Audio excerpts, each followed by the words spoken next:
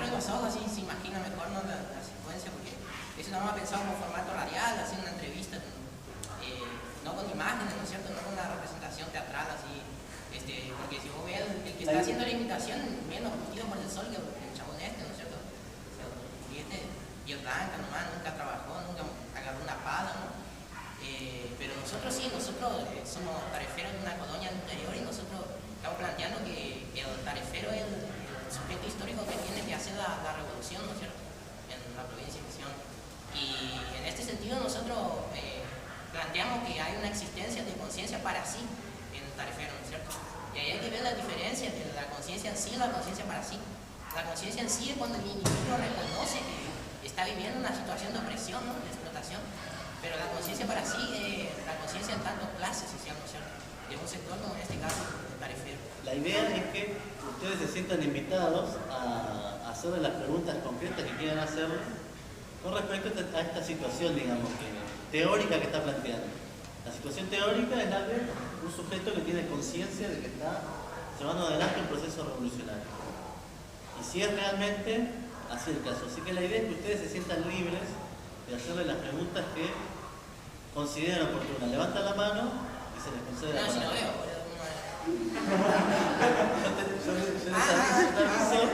yo te aviso y entonces te hacen la pregunta. Así que cualquier pregunta que quieran hacer, siéntanse invitados a hacer. Voy a hacer algunas preguntas. ¿De dónde somos? Nosotros somos de Pará, que viene bonito, tú verás.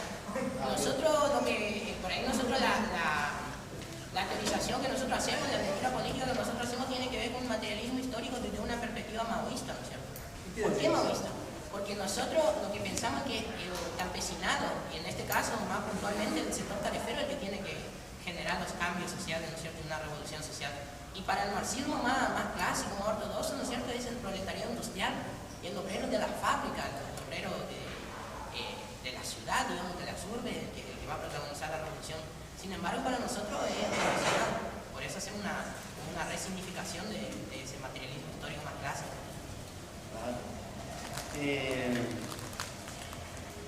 Pasa que todos los tareferos de las distintas localidades tienen el mismo modo de pensar. ¿O hay diferencias? Deben haber diferencias. Por ahí nosotros vemos que hay otros compañeros que solamente luchan por reivindicaciones económicas concretas, pero a corto plazo, ¿no es cierto? Nosotros tenemos un proyecto de una lucha económica, política y ideológica a largo plazo, ¿no es cierto? ¿Qué es lo que buscan ustedes? Nosotros buscamos una revolución social, buscamos la toma de los medios de producción por parte del productor directo, ¿no es cierto? Uno ve que el tarefero es el que produce la yerba, pero no es el que se lleva las ganancias, ¿no es cierto? Acá tenemos una pregunta del compañero. A vos que estás en este sector tarefero, ¿cómo adquiriste el conocimiento de esta corriente?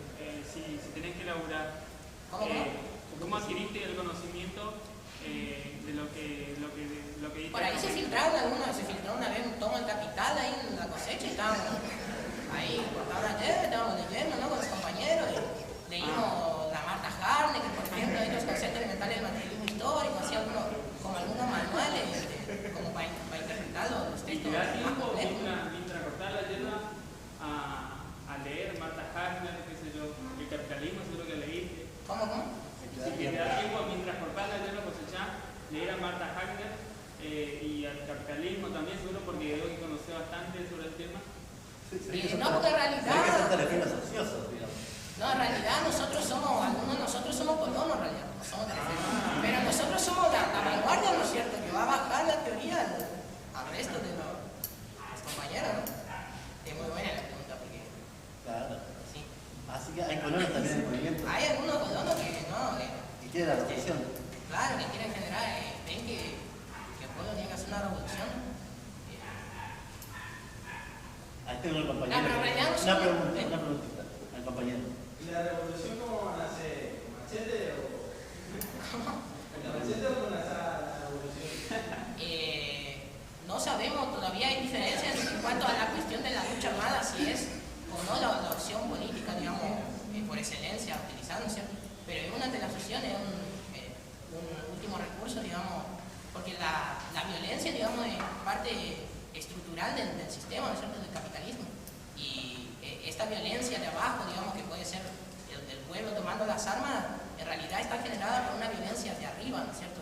Que es la violencia del hecho de la desigualdad, de ver que algunos pocos pueden tener todo y otros no pueden tener nada, ¿no es cierto? De que la publicidad al mismo tiempo te incita a consumir, pero no te deja tener porque no tenés los medios para poder comprar, ¿no? Y en la tarefa se vive la publicidad muy fuerte. En la tarefa se vive la publicidad.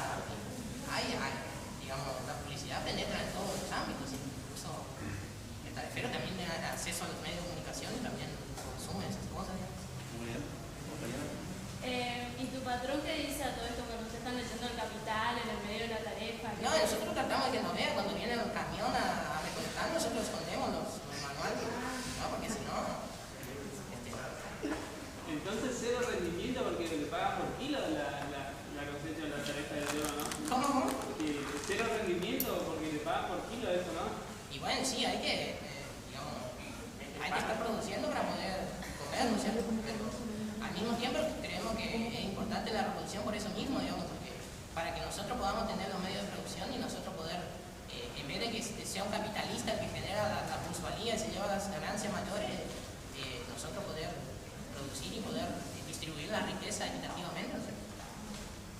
Y cuando viajan en el camión, Sí. ¿continúan discutiendo estos temas? Y no conviene porque es levantar el avispero y el patrón dándose cuenta, ¿no es cierto? Nosotros preferimos hacer asamblea en otros contextos, en otros momentos. Pero de parte, ¿entiendes? Organiza asambleas. Hacemos asamblea con los compañeros. ¿Cómo te enteraste que había esa bibliografía sobre Marx, el Capital, el manifiesto comunista? Una buena pregunta. La verdad es que ni recuerdo, pero la cuestión es que empezaron a entrar esos libros, empezó a entrar el libro rojo de Mao, hay unos textos del Che también, y textos del marxismo clásico, así como el Capital, la contribución artística a la economía política. Y ahí empezamos a interiorizarnos, ¿no es cierto? Y a tomar conciencia, porque la toma de conciencia es un proceso, digamos, no es que de un día para el otro se adquiere esa conciencia de clase, sino que se adquiere con la lucha, con la lectura también teórica, pero también con la práctica. Hay que articular eso todo frente, ¿no es cierto?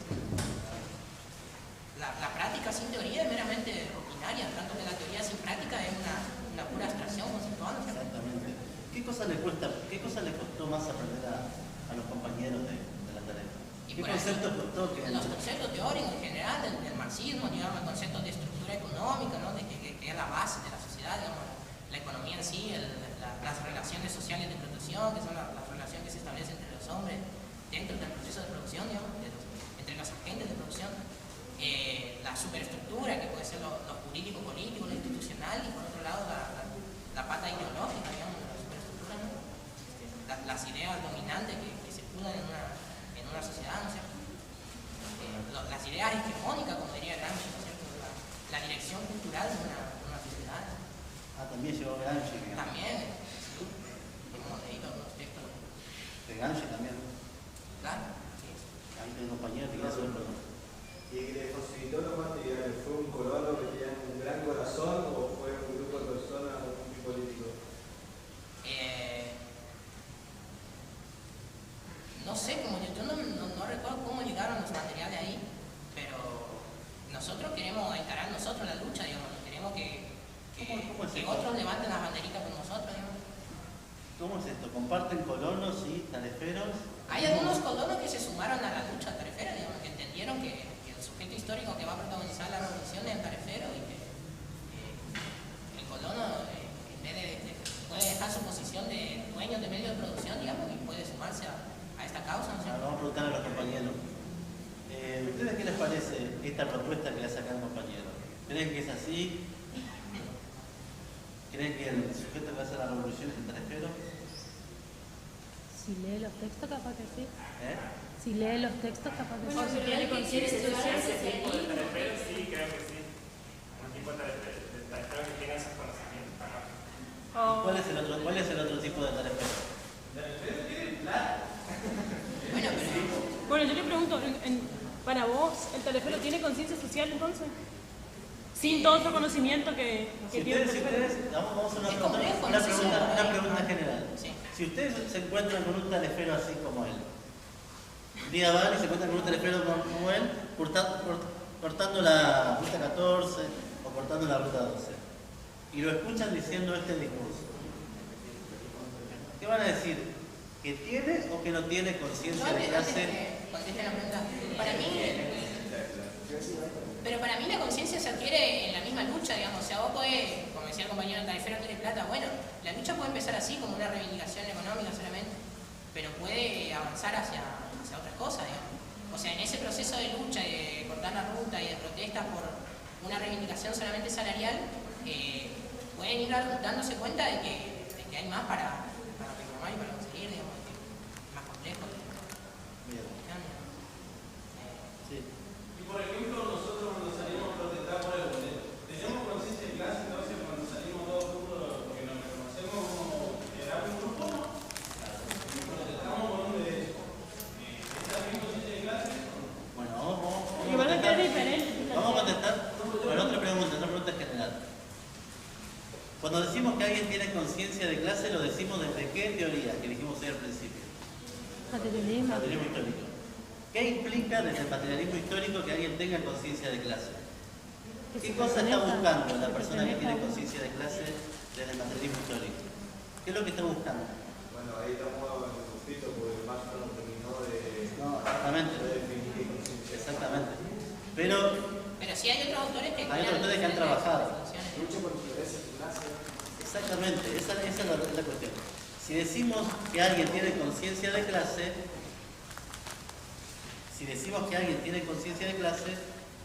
lo que decimos desde el materialismo histórico es que ellos están luchando por sus intereses de clase. En este caso, ¿cuáles son los intereses de clase que el materialismo histórico entiende como los intereses de la clase obrera y los intereses de la clase oprimida? ¿Cuál es el interés de clase que reconoce el materialismo histórico? El proyecto principal que reconoce el materialismo histórico. Exactamente, romper con el orden de una clase que detenta los medios de producción y otras clases que solamente tienen su fuerza de trabajo. Desde el materialismo histórico, decir que alguien tiene conciencia de clase, según lo que se ha elaborado teóricamente, es decir que esa persona